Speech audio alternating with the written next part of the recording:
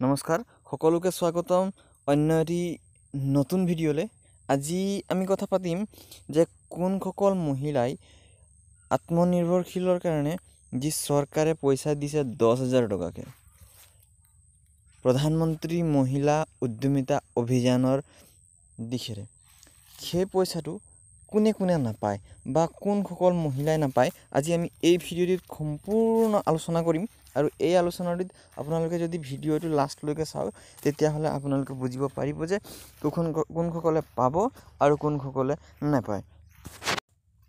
তো সবতকৈ ফাৰ্ষ্টত আমি কথা পাতিম, যদি আপুনি ফৰ্মখন ফিল আপ কৰি দিয়া নাই, অৰ্থাৎ মুখ্যমন্ত্ৰী মহিলা উদ্যমিতা অভিযানৰ যি ফৰ্ম ফিল আপ হ'ল, সেই ফৰ্ম ফিল আপখন যদি আপুনি কৰি দিয়া নাই তেতিয়াহ'লে আপুনি পইচাখিনি নাপাবও পাৰে। নাম্বাৰ 2,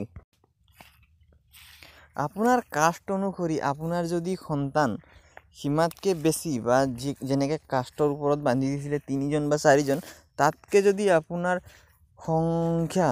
সন্তানৰ সংখ্যাটো বেছি, তেতিয়াহ'লে আপুনি এই টকাখিনি নাপায়।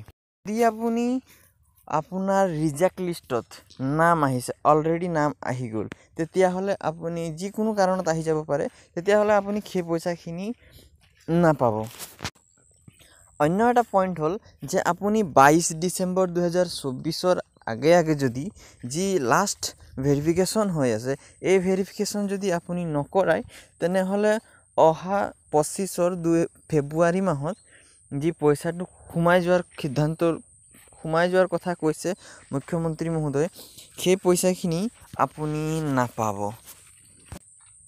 অন্তিমটো পইণ্ট হ'ল যে আপুনি যদি ফৰ্মখন ফিল আপ কৰোঁতে আপুনি নিজেই কৰিছে বা অন্য কোনোবাই কৰি দিলেও, যদি ফৰ্মখন ফিল আপ কৰাত ভুল হৈছে বা কোনো ধৰণৰ যদি তাত থাকি গৈছে, তেতিয়াহ'লে আপুনি সেই পইচাখিনি পোৱাৰ আশা নকৰাটোৱে ভাল। আৰু আমি প্ৰতিটো ভিডিঅ'ত যেনেদৰে কৈ আহিছোঁ যে অহা 2025 ফেব্ৰুৱাৰী মাহত আপোনালোকক পইচা দিয়াৰ সিদ্ধান্ত লৈছে মুখ্যমন্ত্ৰী মহোদয়ে। ঠিক তেনেদৰেই আমি বহুখিনি তথ্যৰ পৰা আমি পাইছোঁ যে 2025 ফেব্ৰুৱাৰীতেই 2 কিস্তিত পইচা দিব আৰু ফেব্ৰুৱাৰী মাহৰ ভিতৰতে সকলো পইচা দিয়া কামখিনি শেষ হৈ যাব। আৰু আপোনালোকে যদি এইখিনি ভুল নাই কৰা, ভেৰিফিকেশ্যন নাই কৰা, ততাতৈয়াকৈ গৈ আপোনালোকে ব্লকত বা জীৱিকা সখী বাইদেউ বা গাঁওবুঢ়া তেনেধৰণৰ ব্যক্তিৰ পৰা আপোনালোকে নিজৰ ভেৰিফিকেশ্যনখিনি সম্পূৰ্ণ কৰাই লওক। ধন্যবাদ। অন্য এটা ভিডিঅ'লৈ লগ পাম তাৰে আশাত। যদি ভিডিঅ'টো ভাল লাগে, লাইক আৰু ছাবস্ক্ৰাইবটো নিশ্চয় কৰি যাব। জয় আই অসম।